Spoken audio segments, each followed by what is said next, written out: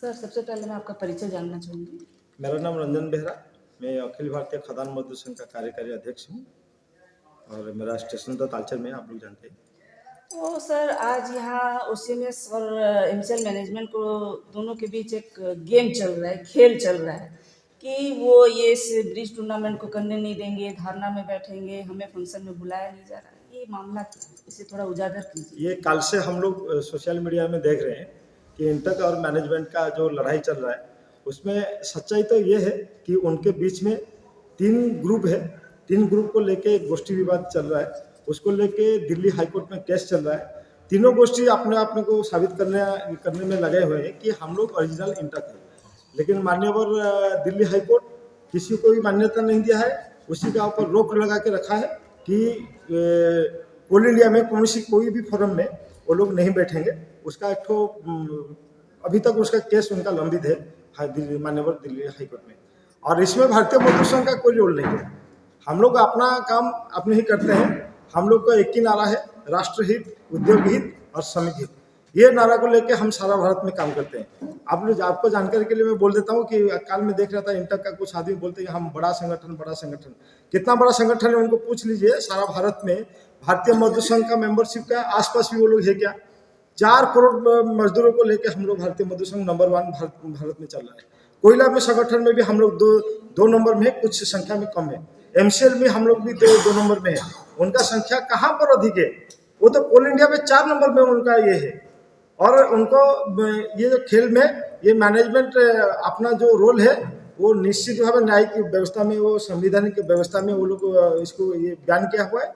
उसमें उनका पास sufficient proof है और उसको भी इंटक को भी पहले से भी मौका दिया गया है कि आपको साबित करें कि आप लोग सही तरीके से वहाँ बैठने के लिए है। लेकिन उनका व्यक्तिगत झगड़ा को लेके ये दूसरा संगठन के ऊपर दोषारोप करना ये सही नहीं है।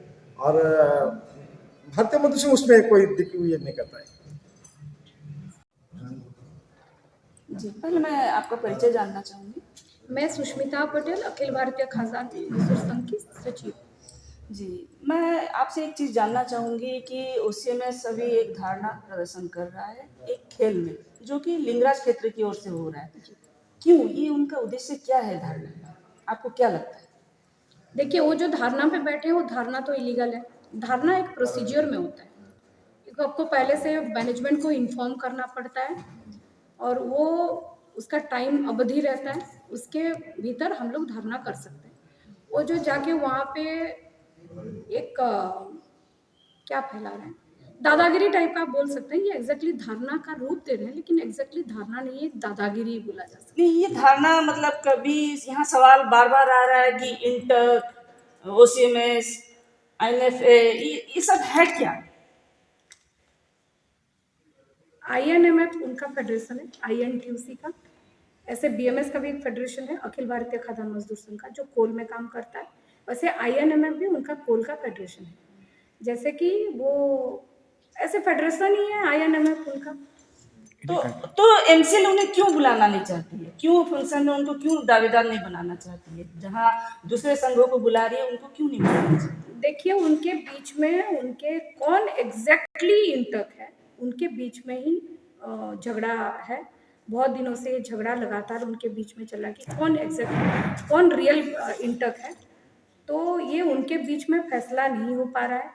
तो उसको लेके कोल मंत्रालय ने हाईकोर्ट ऑफ दिल्ली हाईकोर्ट ने एक पत्र जारी किया था।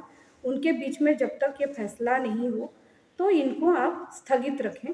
इसके बेसिस पे कोल मंत्रालय ने एक पत्र जारी किया और कोल इंडिया को पत्र आया। फिर चारों ओर वो पत्र को फैलाया गया, उसको भेजा गया। फिर कहीं पे भी और इंटक नहीं चल रही है। बस तो इंटक अगर ये नहीं चल रही है तो उनके जो लीडर सौभाग्य प्रधान जी हैं, तो वो माननीय दिल्ली हाईकोर्ट का बात ना मानते हुए या उनसे परे हटकर उड़ीसा हाईकोर्ट में कुछ एक दावा की। वो क्या दावा है? वो एक लिए थे, इंटरिम ऑर्डर दिए थे ऑनरेबल हाईकोर्ट ऑफ ओडिशा ने, कि उन लोगों को बोले थे कि भाई हम we are the largest operating trade union in MCL. हमारा बहुत सारे ऐसे मामले हैं जो कि हमारा मैनेजमेंट ही सुलझाता है, तो हमें ये दिया जाए। तो honourable high court of Odisha ने उनको क्लियरली बोला कि भाई, और हाई कोर्ट ऑफ ओडिशा को वो बोले कि हमारा जो ओरिजिनल डिस्प्यूट है उसमें हमारा कोई लेना देना नहीं, कि उनका डिस्प्यूट क्या था, कौन जेबीसीसीआई में बैठेगा, उनका डिस्प्यूट मेनली वही था। तो नहीं, उनका कभी कहना है कि हम लोग इंटर से संबंधित हैं, कभी बोलते हैं वो दूसरा जो संघ है उसके बारे में नहीं, ठीक बोलते है, हैं। मैं पहले ये आपको क्लियर कर दूं कि वो जो पहले बोलते थे कि हम जेबीसीसीआई रिलेटेड नहीं है, लोगों को ये पता भी होना चाहिए कि हम लोग जेबीसीसीआई में नहीं बैठेंगे बोल के सौभाग्य चंद्र प्रधान जी ने एक अर्जी दिया था हाई कोर्ट ऑफ उड़ीसा को। तो हाई कोर्ट ऑफ उड़ीसा ने बोला कि आप उसके रिगार्डिंग एक एफिडेविट दीजिए। वो एफिडेविट को बेस करके उनको एंट्री मॉडल लाया। फिर इन द ईयर 2021 में फिर पत्र लिखे हाई कोर्ट ऑफ उड़ीसा को कि भाई जेबीसीसीआई इज अंडर, मुझे अब जेबीसीसीआई में बैठने के लिए मिनिस्ट्री ऑफ कोल को एक मैं पत्र लिखूंगा, उसको आप सहमति बताइए, उसका आप जजमेंट दीजिए। तो हाई कोर्ट ऑफ ओडिशा ने बोले कि ठीक है भाई, आप पत्र भेज दीजिए वहाँ पे। फिर वो मंत्रालय को एक टाइम बाउंड दिए, इसके अंदर आप उनको जो भी है आपका बता दीजिए। फिर वो हुआ और वो उसने लीगल, उनका जो हमारा कोल इंडिया का लीगल ओपिनियन मिनिस्ट्री को गया, उसमें टोटली बोल दिया गया कि OCMS is the part of the INTEC, it is affiliated to INTEC, so it may be debarred from the company. तो आपके कहने मुताबिक माननीय एडवोकेट जनरल उड़ीसा का ये जो नोटिस उनको मिला या उनको लिखित पेपर मिला है, वो उसको भी मना कर रहे हैं, उससे मानने से इनकार कर रहे हैं। देखिए, हम सिर्फ उस पेपर को जो उसमें वो लोग इंडिकेट कर रहे हैं एडवोकेट जनरल को कि उनका ही बेस पे हमारे कंपनी ने बंद किया, उनको ऐसा नहीं है। वो गलत तथ्य सबको बता रहे हैं।